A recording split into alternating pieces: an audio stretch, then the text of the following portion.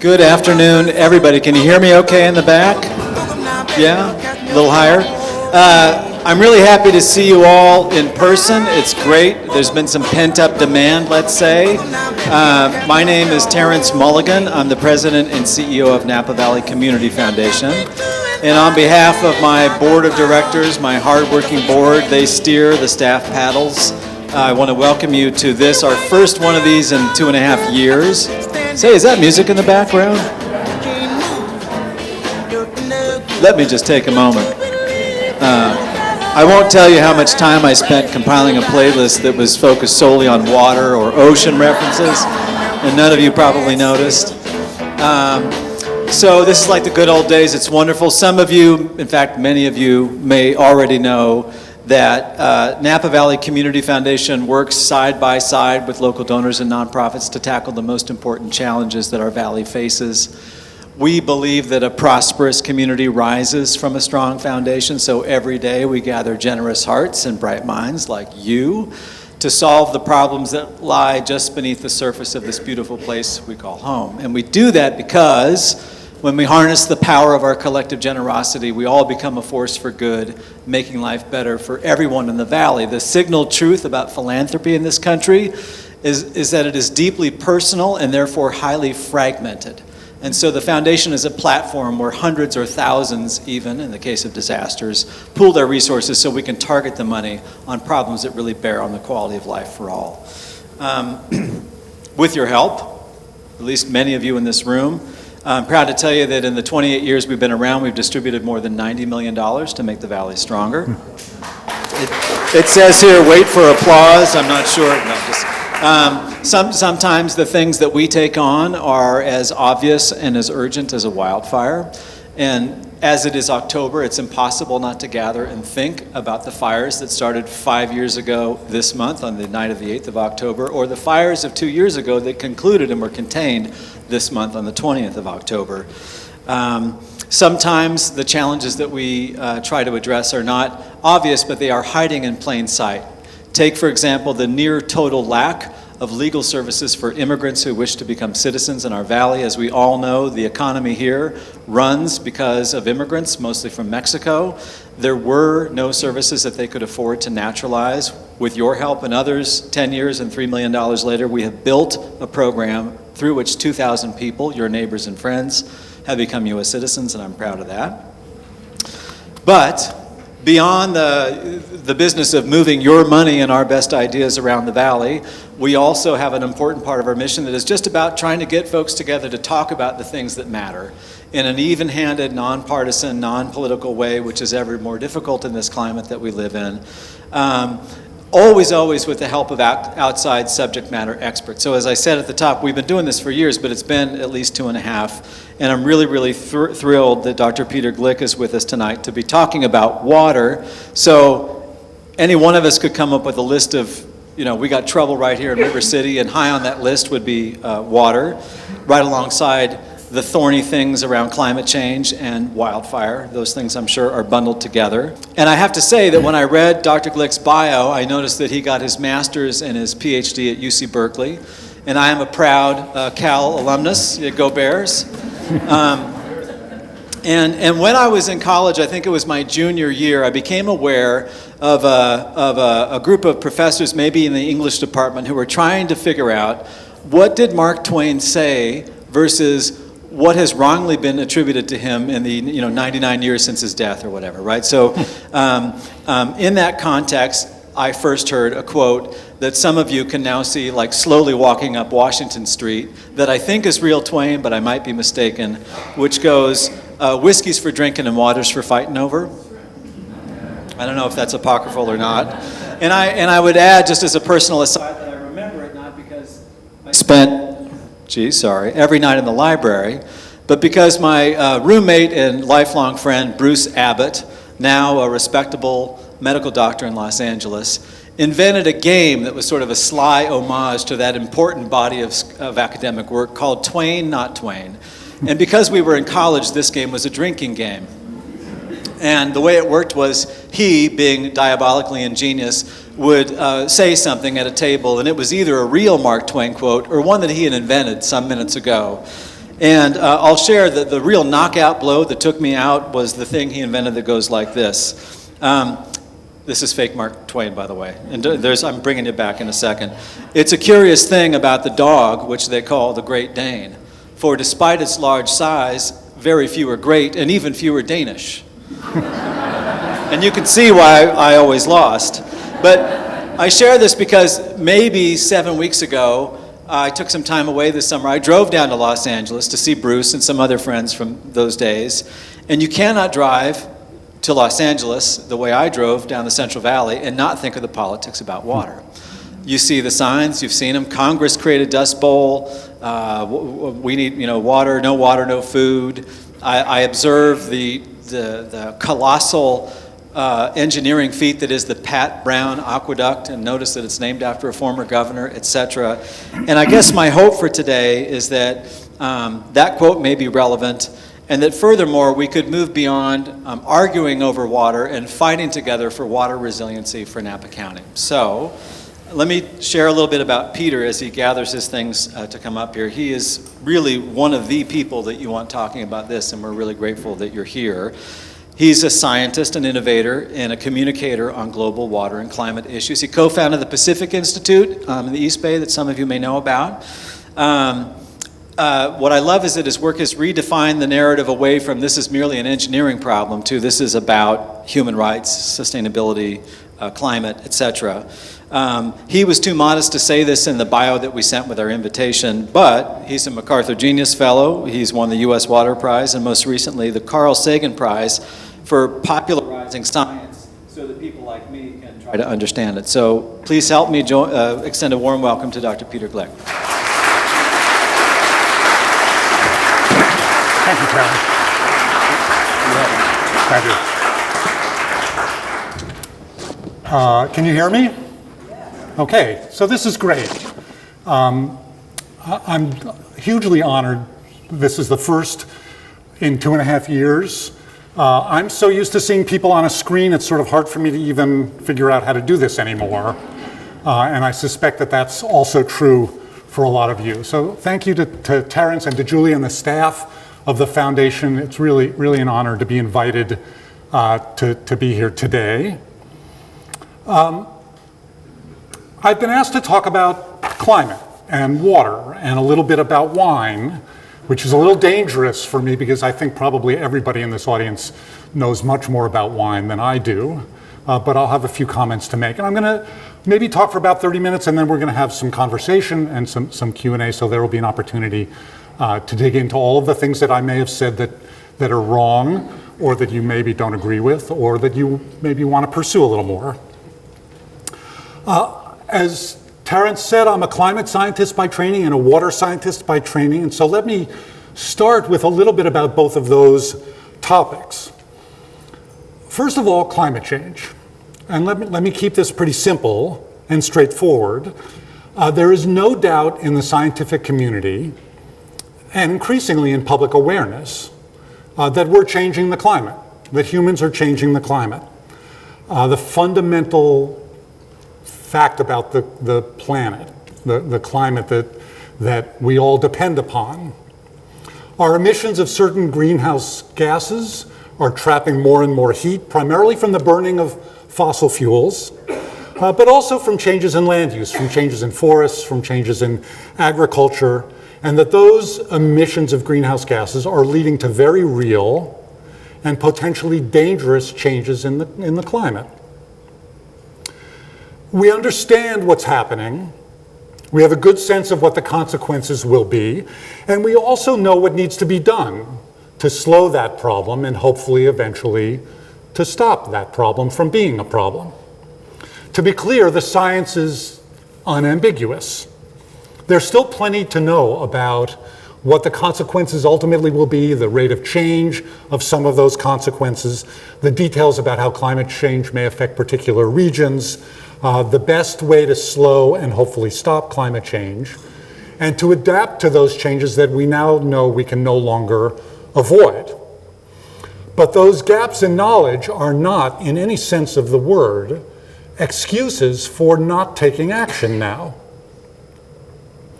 I probably don't need to go into great detail about what climate changes are coming, including those that are already here.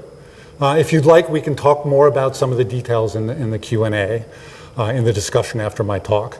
But the broad characteristics include rising global and local temperatures, an increase in the number and severity of extreme events, both wet and dry, both floods and droughts, more heat waves, more fires, more increases in sea level and the consequences of rising sea level for lots of places around the world, but especially California, increasing acidity of the world's oceans, disruptions of ecological health and stability, the spread of a wide range of human and agricultural pests and diseases.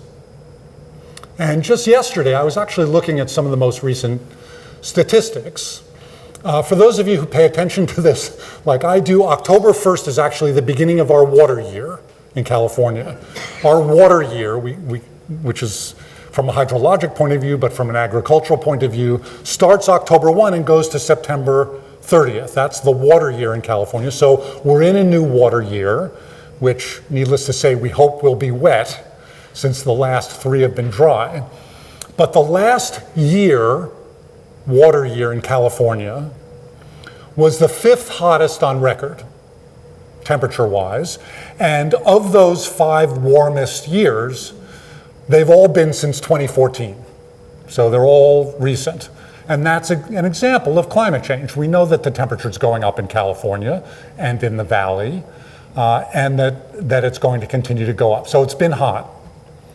The last 3 years in California, water years, up until September 30th, a couple of weeks ago, are the driest 3 years on record in the last 500 years, it turns out. So the drought that we're in, the last 3 years have been incredibly severe from a precipitation and water availability point of view. So a little bit of an indication of the nature of the climate changes that we're already seeing. Hotter, drier, more extreme events. So these are bad things, I would argue. Not to say that some people don't know or think about or talk about the possibility that some climate changes will potentially be good, but that the good things that we're likely to see are vastly outweighed by the bad consequences of what is happening and what will continue to happen. But just as we know these things, I would like to argue that we also know that we can slow and eventually stop climate change through policies and actions and technologies that reduce the emissions of greenhouse gases. I actually believe we will stop climate change. I'm an optimist about a lot of these things. I believe we will stop climate change. It's going to take a long time. It's going to take more efforts than we're already doing at the moment. And it's not going to be fast enough to avoid some consequences of the climate changes that we're already seeing and that are already in the pipeline that we can no longer avoid. So we have to do whatever we can to slow the emissions of greenhouse gases, but we also have to do whatever we can to adapt to those climate changes that we can't avoid any longer. Because we failed decades ago to take actions that we could have taken that would have put us in a much better situation than we're in today if we had acted decades ago based on the information that we knew decades ago, but we didn't. And so we're much farther behind the 8 ball than we would otherwise be. And that means that the actions we have to take really to avoid some of the worst consequences have to be more aggressive and faster than necessarily we would like, and necessarily that politicians have yet really accepted. So while there are great efforts underway in California and the United States now, and parts of the rest of the world, to cut greenhouse gas emissions, we have to also act to protect ourselves and future generations from, again, as I've said, those consequences we can't avoid. So that brings me to water. At the outset, as I said at the outset, I'm also a water scientist, a hydrologist by training.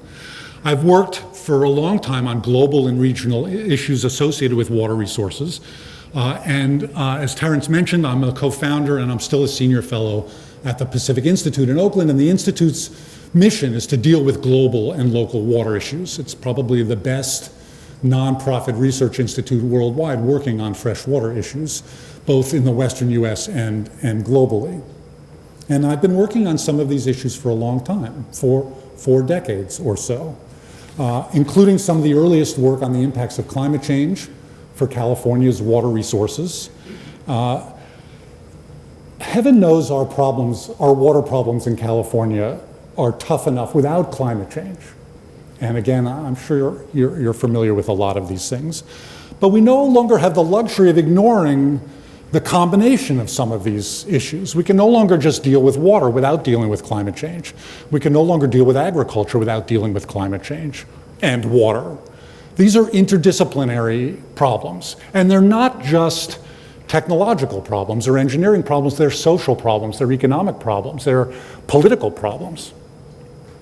In many ways, though, climate change is first and foremost a water problem. So all of you remember the hydrologic cycle that you learned about in 2nd grade, I'm sure, but just maybe a little refresher. Evaporation of water from land and water surfaces and the oceans puts water into the atmosphere. Water in the atmosphere condenses, it forms clouds, it rains or snows back onto the land and onto the oceans. The water that falls out of the sky runs off. Some of it goes to groundwater, some of it's in our rivers, it runs off back into the oceans, and then it evaporates again. That's the hydrologic cycle. It's very simple. That's also the climate cycle. As we change the climate, we are fundamentally changing the hydrologic cycle. As temperatures go up, evaporation goes up. More water demand from crops, from land surfaces, from our reservoirs. They lose more water. Extreme floods and droughts become more extreme than they would otherwise be, and more frequent. Rising sea levels affects coastal ecosystems and the salt content in the Sacramento-San Joaquin Delta and salt penetration into coastal groundwater aquifers. So all of the issues that we worry about with climate change, lots of them really are tied to water resources as well. So here's some thoughts about water in California and a few thoughts about agriculture and California wine. So California is a big state, has a big population. We're the 5th largest economy on the planet. If California were an independent nation, and maybe it ought to be, no, I won't go there. If California were an independent nation, we would be the 5th largest economy in the world.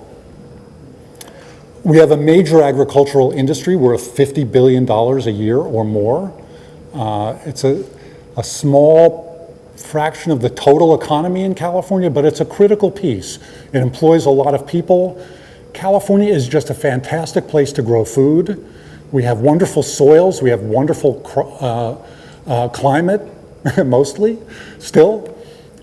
We have water, some water, a lot of water sometimes. It's a great place for agriculture. And we have complex water challenges. Parts of California are very well watered. Parts of California are really, really hot and dry. We've built a massive set of water infrastructure in this state. Dams on all the good dam sites and some maybe not so good dam sites to store water when we get it in the rainy season so we can use it in the dry season. We've built aqueducts hundreds and thousands of miles long to move water from where we get it to where we want it, in the coastal cities and the population centers. 80% of the water that we use in California goes to agriculture. 10% goes to industry, 10% goes to commercial and industrial and residential use. So 80% agriculture, 20% urban is a typical way to think about the way we use water in California. And we fight over it. We fight over who has it, who uses it, how they use it, and those fights have been going on since the state was founded more than 150 years ago. It's just part of our dynamics. And again, Terrence mentioned, you drive down the Central Valley, you see the signs put up by some in the agricultural community, saying let's build more dams, let's stop water flowing to the oceans, let's reallocate water away from ecosystems. You've seen the signs. And that's part of the politics of water in California. Perhaps the simplest way to think about our water problems is that there is not enough water in California to do all of the things we want as poorly as we're doing them today. It would be nice if nature delivered more water to us, but nature doesn't. And sometimes we have really wet years. That's great. Sometimes we have really dry years. But even in an average year, there is not enough water to do everything that everybody wants as inefficiently and poorly, I would argue, as we're currently doing it. I would also note we've given away 5 times more water in water rights on paper than nature is ever going to deliver to California. So there's a water rights problem, and that's part of the legal political challenge that we face. Let me say that again. On paper, we've given away 5 times more water and a volume of water than we get in a normal year.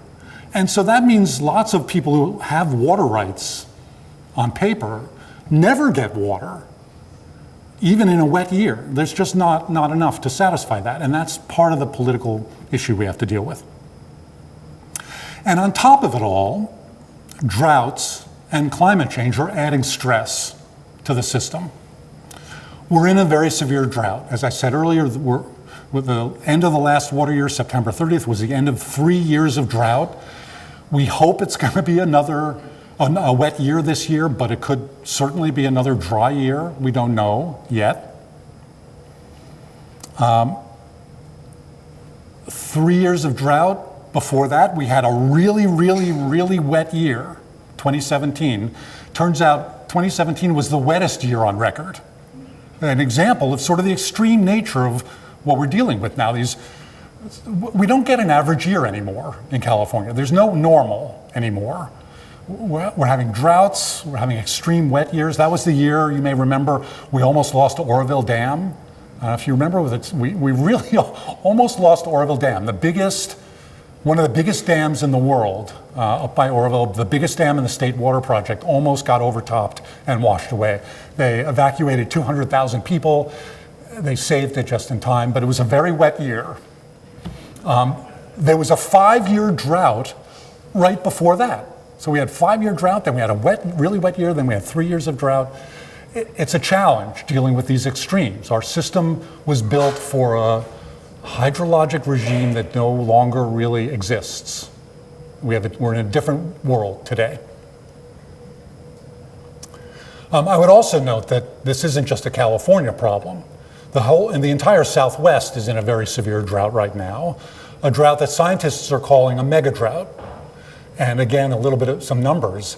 The last 22 years in the West have been the driest 22 years in 1,200 years. And that's why they're calling it a mega drought. It's severe. The Colorado River is drier than it's ever been. We're beginning to fight about allocations of water on the Colorado River, which provides some of California's water. It's not just California, and it's not just the United States. It's not just the West. Pakistan just had an unbelievably severe flood that displaced 30 million people from their homes, and they're still dealing with the consequences of it. Nigeria right now is experiencing extraordinary floods that is almost wiping out this year's agricultural production in Nigeria. And I could go on. There are lots more examples. And scientists are increasingly clear that the droughts that we're experiencing are influenced by climate change. They're made worse by climate change. I'm not saying they're caused by climate change, but the fingerprints of climate change is what we call it in the climate science community. The fingerprints of climate change are evident on these extreme events. The mega drought that I just described in the Southwest, scientists are saying that it's 30% worse than it would otherwise have been because of climate change, because of higher temperatures more demand for water, and changes in precipitation patterns in California and the Rockies. In the climate world, we talk about three options. We talk about mitigation, that means reducing greenhouse gas emissions. We talk about adaptation, that means adapting to the changes that we can't avoid, no matter what we do with emissions. And we talk about suffering. And the only question really is, what's the relative proportion of those three things that we're going to do? And this is true in the water world as well. We can mitigate the consequences for water resources of the problems we face. We can adapt to the consequences of the climate challenge, of the water challenges we face, or we can suffer. And I think that's sort of a nice way to think about it. And it helps think about policies and programs and actions and activism and how to address some of these issues. When there are absolute limits on the amount of water available to us, when we can't take any more water out of the system, the Colorado River, we use every drop. 7 states and Mexico suck the Colorado River dry every year. No water reaches the delta in Mexico anymore. We might want more water out of the Colorado. It's a renewable resource. We get more water each year. It flows. But each year we use it all. We might want more water in the long run out of the Colorado, but we can't have any more. We're using it all. We might want more water out of the Sacramento-San Joaquin system, but the San Joaquin is dry most of the year. We use all of the water in the San Joaquin, and we overtap the Sacramento as well. We might want more water out of our groundwater systems, but we're already overdrafting groundwater in California, which means we're taking water out of the system faster than nature recharges it. And groundwater levels are dropping, wells are drying up, communities are suffering in the Central Valley because of that. When we have absolute limits on the amount of water we can take out of a system, we have to think about something else to do. The traditional approach has always been find more supply. And so lots of times in the West we hear, okay, well, let's just build a pipeline to the Mississippi or to the Great Lakes. That's not going to happen. First of all, to get it here, we'd have to pump it over the Rocky Mountains. And at the Institute, we've done the calculation. From an energy point of view, it's just a non-starter. But it's also a non-starter because the people who live in the Mississippi River Delta watershed would never allow it. I would also note, for those of you paying attention to the news, the Mississippi River happens to be as low today as it's ever been. There's no water right now in the Mississippi either. Barges can't deliver grain down the Mississippi because there's so little water. So politically and economically and environmentally, we're not going to move water very far anymore. Those days are over. But that's not to say there aren't really smart things that we can do in the Western US. And so let me sort of segue to my end thoughts about this. There are solutions to California's water problems. I said at the beginning I'm an optimist, and I'm an optimist. I know that we can solve our water problems. Some people say an optimist is just a badly informed pessimist. I dispute that.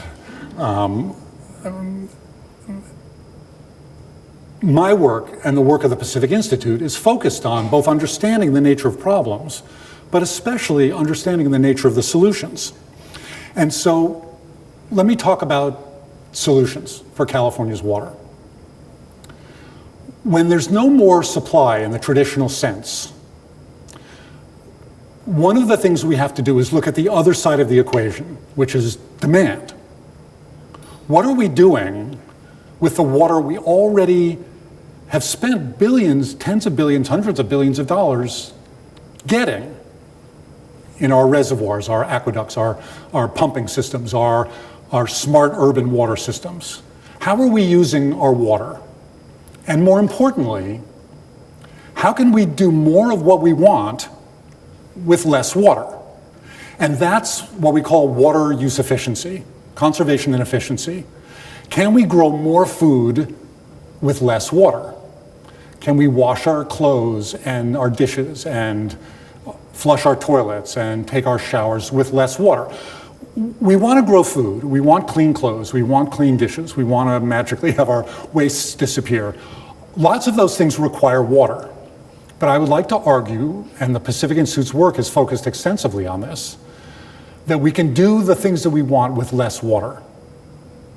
And the good news is, we're already doing that.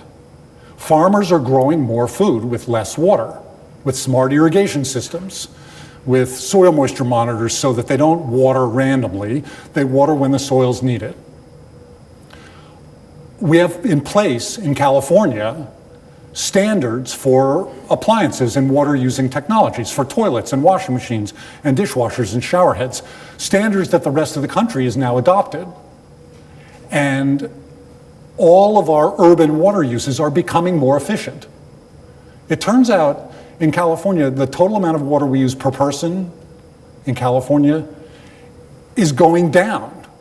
The assumption has always been more people, more economy, demand for water is going to go up. It's not happening. In California, it's going down, precisely because we're improving the efficiency of water use. Even though our economy is growing and our population is growing, we use less water today in California in total, and less water today per person in California than we used 30 years ago. That's an astounding thing that people don't know. So if you take anything from this today, I'll say that again. We use less water in California today in total, and less water per person than we used 30 years ago, because of the ability to improve the efficiency of water use. And again, work we did at the Pacific Institute, we released a report earlier this year looking at the potential to do more of that. There is still vast untapped potential in conservation and efficiency. An important distinction here, I talk about it, conservation and efficiency, they're not exactly the same thing in my mind. So really what I'm talking about here is efficiency, doing more of what we want with less water.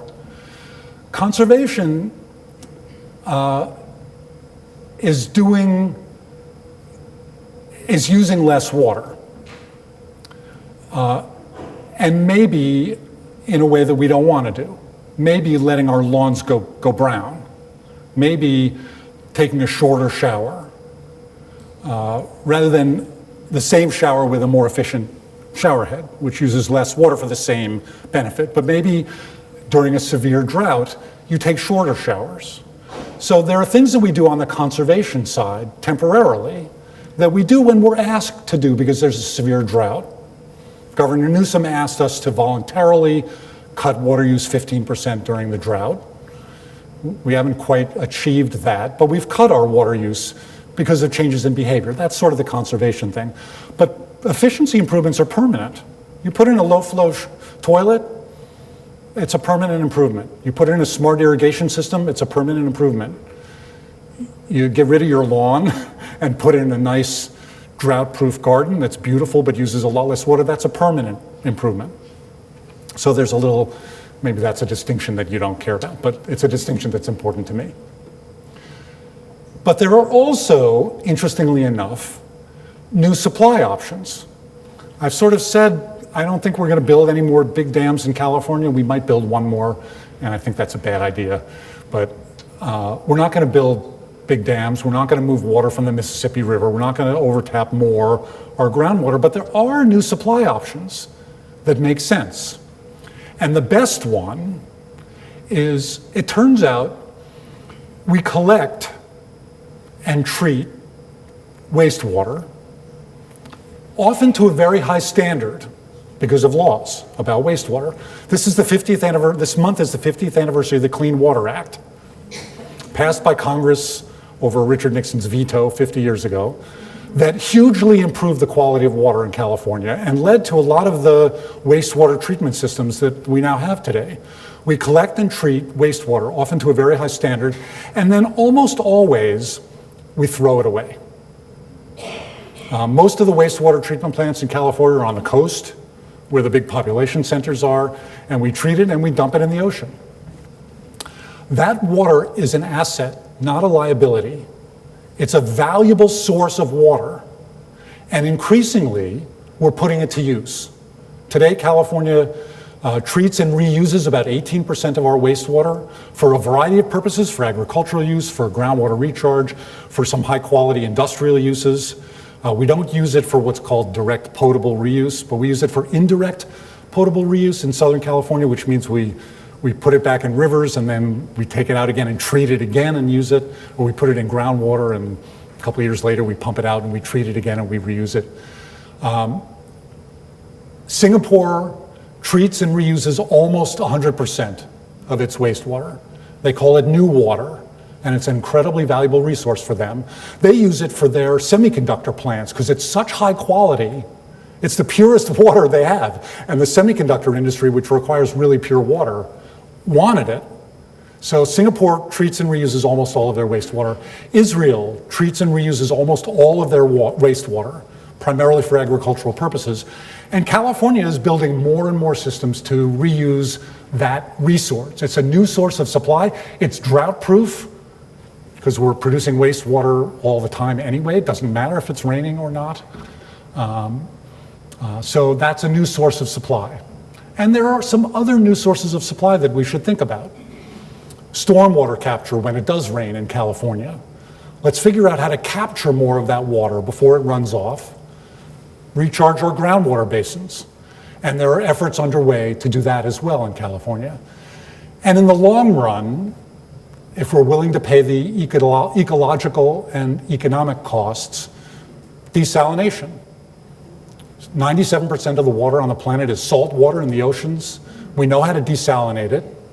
It's extraordinarily expensive. It's far more expensive than conservation, efficiency, wastewater treatment and reuse, and stormwater capture. But when you've done all of those things, there is still the potential for high-valued water uses to desalinate.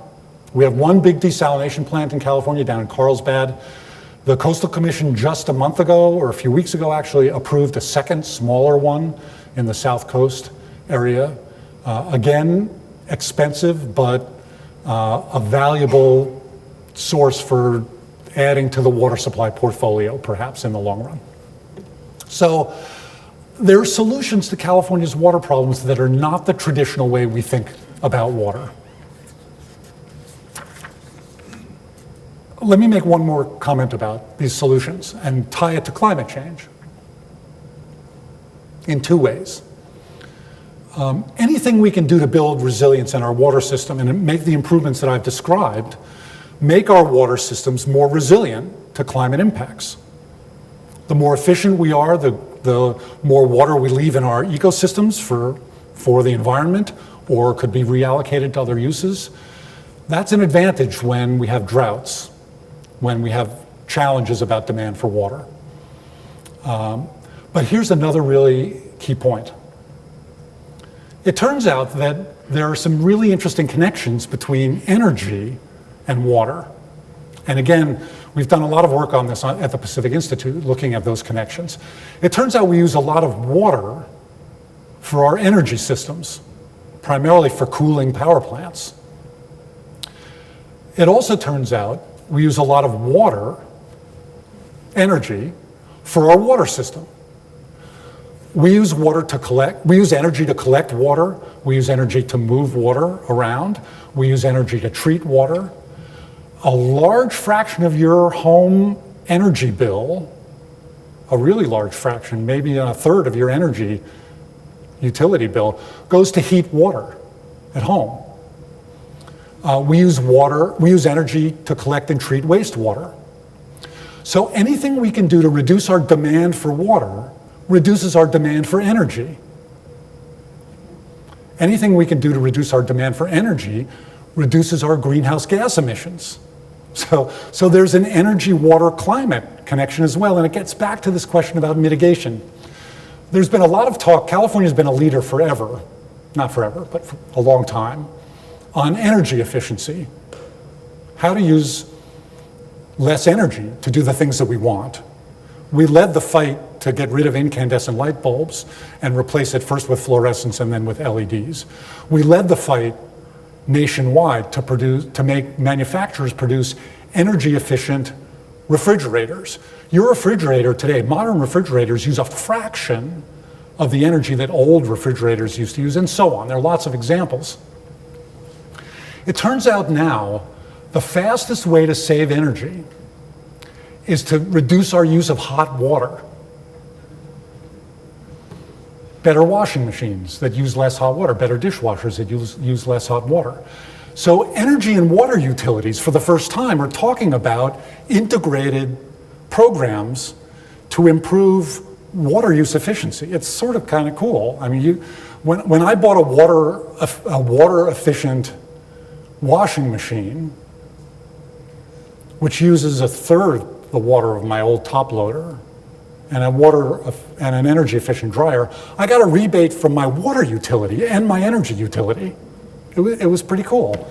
So California's been a leader in a lot of these areas, and there's a lot more that we can do. I realize I'm still going here, but let me say a couple things about wine. I said I would. It's probably a mistake, because I'm sure literally every person in this room knows more about this. But the wine sector is extremely vulnerable to climate change. And needless to say, water is really, really important as well. Winemakers are already having to deal with the effects of climate change, the consequences of drought, of heat, of fires. As one example, there's a grower in Sonoma who reported just a month ago that of his expected 4-ton harvest, he lost 1.5 tons in September just because of the heat wave in September, when temperatures rose to 120 degrees. Harvests are earlier now, sometimes 2 to 3 weeks earlier. Smoke taint is a problem. Sometimes the alcohol content has gotten so high that wineries won't buy grapes. Sometimes grapes shrivel and turn into raisins. I don't know if that's a potential market or not. I'm not going to go there. Insurance costs are rising. You're aware of these problems. But even here, there are things that we can be doing to adapt to the changes that are here and coming, to build resilience to climate change. We can grow grapes with less water, with precision irrigation systems. Soil moisture monitors, as I said, let growers monitor the soil moisture in different parts of the vineyards now and water when and where it's needed. Regulated deficit irrigation, that is the idea of not watering during parts of a growing cycle, is now better understood than it was a couple of decades ago. Different varieties can be planted today for the climate that's coming if we're willing to look ahead and understand that the climate of today is not the climate of tomorrow, much less the climate of yesterday. And there are improvements in wine production, in cleaning barrels and preparing barrels, in processing grapes and preparing wines and reducing waste. We can locally find new sources of water, including high quality recycled water, improved stormwater capture, the things that I've mentioned statewide we can do locally as well. And so that's the stage. In short, climate change is real. It has and will have significant and growing impacts in coming years. But there are smart things that can be done to reduce emissions of greenhouse gases, to adapt to those changes we can no longer avoid, and to build resilience in the face of the changes that are coming. And these things are already happening. I'm an optimist because I see the success stories all around us, and the challenge is to make those happen everywhere. Let's make them happen faster. Thank you very much.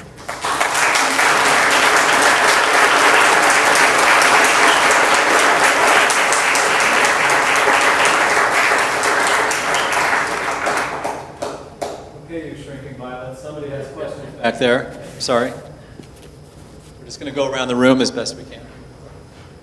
So you talked about Singapore as a great example. How much does it cost to recycle water to that level of purity compared to not doing that? Yeah, so the question is, how much does it cost to recycle water to different levels of purity? It depends on the level of purity you want. So the answer to that partly depends on where you are. It depends on the cost of land and the cost of infrastructure and the cost of labor and the cost of the kind of system you choose to build. Conservation and efficiency improvements are by far the cheapest thing we can do. We already pay a lot of money to treat wastewater to certain standards under the Clean Water Act, and then, as I say, we throw it away. And so part of the question is, do we need to spend any more money to treat it to a higher standard, or can the standard that we're already treating wastewater to be useful for certain kinds of purposes? And then the only additional cost is getting it from where we treat it to where we want it, which sometimes is not right at the coast. But so we build infrastructure to do that. I don't have a single answer for that, except that it's cheaper than desalination. Desalination is more expensive. It's often the same technology. Desalination is expensive because it's expensive to take salt out of water. It's often the same technology as we use for wastewater treatment, filtration, membranes, and that kind of thing. So it really varies. But in California, it's, again, it sort of depends on the quality of the water you ultimately want. If you're going to treat it to a really, really pure standard for semiconductor use, you're going to pay more to build that if that's of value to you, if you can't get water another way that's cheaper. If you're going to take the water we already have and use it for recharging groundwater or for ecosystem use, there's almost no additional cost except getting it to where we want to use it. I have just one super quick question, which is Huey Johnson once told me that if we spend 20 to 25% of our energy shipping water or moving water around the state, is that an accurate number? Yeah, so the question is it accurate to say we use 25% of our energy for our water, moving water around the state? No, but it is true that I forget the exact number, but we have it at the Institute. If look up our water and energy work. A third of all natural gas use goes to our water system, almost all to heat water in our homes. The amount of electricity, I forget the percentage of our electricity that we use for the whole water system, but most of it is not actually for shipping water around. We do use a lot of energy to move water from Northern California to Southern California. We get some of the energy back when we run it downhill on the other side of the Tehachapi Mountains into LA. But it is true that the biggest single user of electricity in California is the pumping plant at Edmonston, which pumps water over the Tehachapi Mountains into the LA basin. It's a big user of energy. So David, did you want to comment on the question, or you have an answer to the question? And then Mary Lee. I'm a director of the sanitation district in Napa. That's a little known fact. First point is that we recycled more water than we discharged into the Napa River this year, which is an achievement I think that's worth mentioning. Second, regarding highly treated water, we and the sanitation district and the city of Napa water department have asked for a tender about building a pilot plant to make highly purified drinking water quality water. We have 3 engineering firms that have replied. From the wastewater? From our already highly treated tertiary wastewater to take it to the next level to be eligible for potable reuse. So stay tuned, we'll probably know more about that early next year. That's great. And an example, as I said earlier, of the smart things that are already happening around the state. We use about 700,000 or 750,000 acre feet of wastewater in the state, and the target is 2 million acre feet of wastewater by 2030. I don't know if we'll reach it, but we're trying hard statewide to move in the right direction, and it's the local examples that are so great to hear about. Thanks. Could you explain the groundwater recharge system a bit, and is it highly used today in the state, primarily in agricultural communities? Sure. So groundwater is a major resource for California. Groundwater is basically water underground. Okay. It rains. Some of that water, as I said, infiltrates into the ground and is stored in groundwater in the soils. Some of it runs off. And there are lots of different groundwater basins in a lot of different places. It depends on the geology. California agriculture uses a tremendous amount of groundwater now. About a third of all the water used in agriculture statewide is groundwater, largely in the Central Valley, mostly in the Central Valley. And when we have less surface water during a drought, farmers especially will turn to groundwater and they'll pump more groundwater. The problem is, it's like your bank account. When you take more out than you put in, the amount that's there decreases. Or the amount in a bathtub. If the outflow is greater than the inflow, the level starts to drop. And in many parts of California, especially many agricultural areas, we're overdrafting groundwater. We're taking out more than nature recharged. There's a lot of groundwater under the Central Valley laid down over thousands of years, slowly, over time, and we're pumping it out faster than it's naturally being recharged in many places. Groundwater levels are dropping. Shallow wells run dry, and that's a local problem that I know has been even here in the valley. If we don't stop that problem, if we don't figure out how to bring that system back into balance, eventually farmers aren't going to be, it's going to be too expensive for farmers to pump. They're already spending $1 million to drill a well now, and only the big corporate farmers can afford to do that right now. So we have a groundwater law that's in theory supposed to bring that back into balance over time. It's not really in effect yet, but that's a big challenge for California, both how to bring groundwater use into balance so that we're not using more over time than nature gives us, and how to deal with the consequences for farmers, for farm worker communities, for local communities of that challenge. It's a big issue. I had a question about, we tend to think that technology can solve all of our problems, and I heard an NPR story recently, I forget the name of the technology, but there's a new sort of advanced technology using solar panels that actually draws moisture out of the air and turns it into water. And a question I had was, won't that have ramifications for our already changing precipitation patterns and all of that? And then speaking of the energy-water nexus, can you talk about the energy costs of desalination? Sure. Did you all hear that? No? I'll answer in a way, hopefully, that explains the question. So yes, there are technologies to take water out of the air, to condense it. There's water vapor in the atmosphere. That's what, again, the hydrologic cycle. There's water vapor in the atmosphere, and we have technologies. You run an air conditioner and you get condensation.